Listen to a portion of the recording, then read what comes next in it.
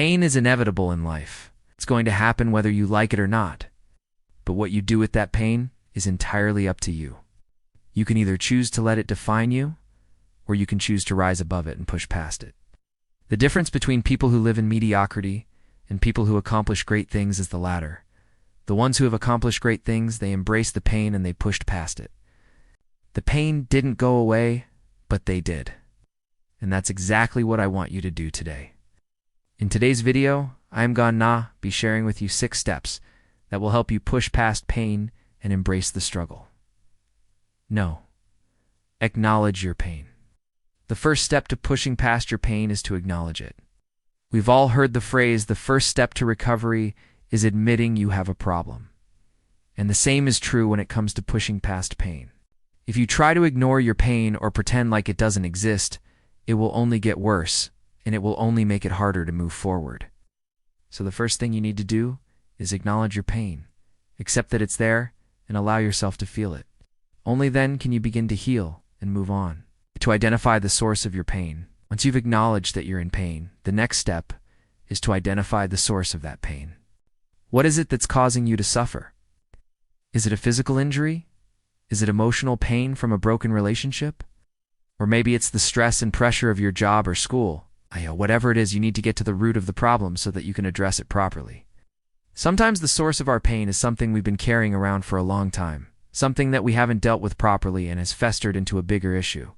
Other times, the source of our pain is something that happened recently. Either way, it's important to identify the source of your pain so that you can take steps to heal. 3. Challenge your negative thoughts. When we're in pain, it's easy to start thinking negatively. We might start to believe that we're not good enough or that things will never get better. These negative thoughts can become self-fulfilling prophecies, meaning that we end up making our situation worse because of the way we think about it. For example, let's say you're in a lot of pain because of a recent breakup. You might start thinking things like, I'll never find anyone else who loves me, or I'm not attractive enough. These thoughts will only make you feel worse, and it will make it harder to move on. So it's important to challenge your negative thoughts and replace them with more positive and realistic ones. Is it really the end of the world? Will you really never find someone else? Probably not. Will you be okay if you don't get that promotion? Most likely yes. We often put ourselves through unnecessary pain by thinking the worst-case scenario is actually going to happen, when in reality, most of the time, it doesn't. So when you're feeling down, take a step back and challenge your negative thoughts. Ask yourself if they're really true and if they're helpful. Not, then let them go and focus on the positive. 4. Don't focus on the why. When we're going through a tough time, we often try to figure out why it's happening to us. We ask questions like, why did this happen to me? Or, why am I the only one going through this? When we focus on the why, we give ourselves the power to dwell in our pain. Instead, we should focus on what we can control, which is how we respond to the situation. As Viktor Frankl said, between stimulus and response, there is a moment. And in that moment, our growth and development as human beings lies. It isn't our power to choose our response. And in our response lies our growth and our freedom. So instead of asking why, ask yourself, what can I do?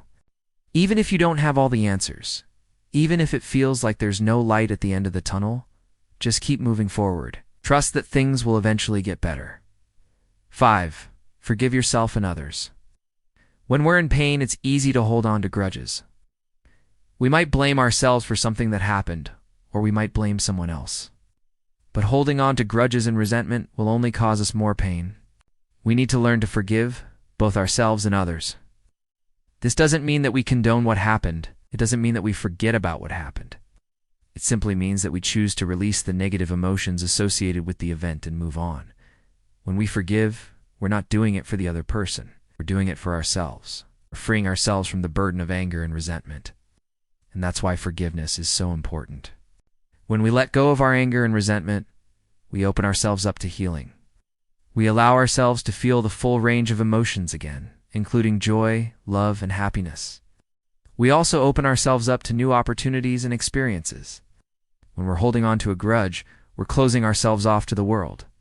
We're not open to new experiences or meeting new people.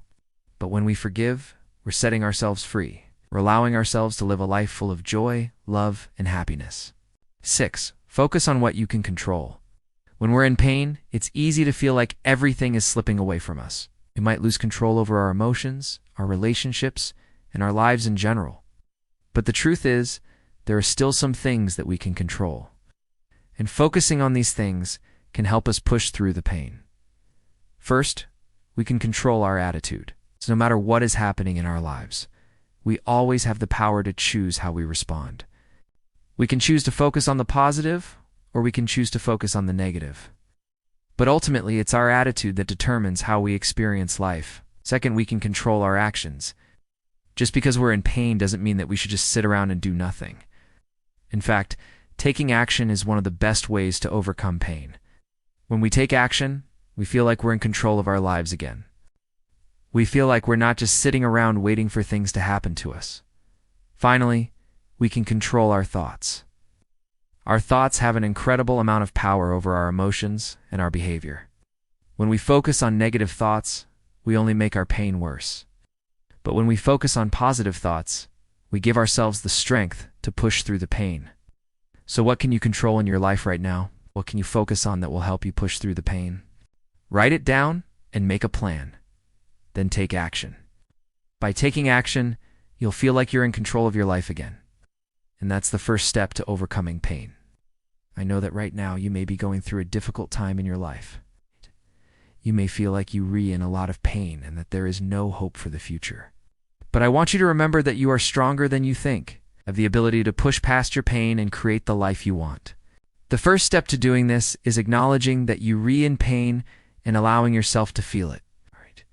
It may be difficult to admit that you're in pain, but it's important to remember that you're not alone. Everyone experiences pain at some point in their lives. The key is not to let the pain define you. Instead, use it as fuel to help you grow and become stronger. Embrace the struggle and know that it will pass. Remember that you are stronger than you think.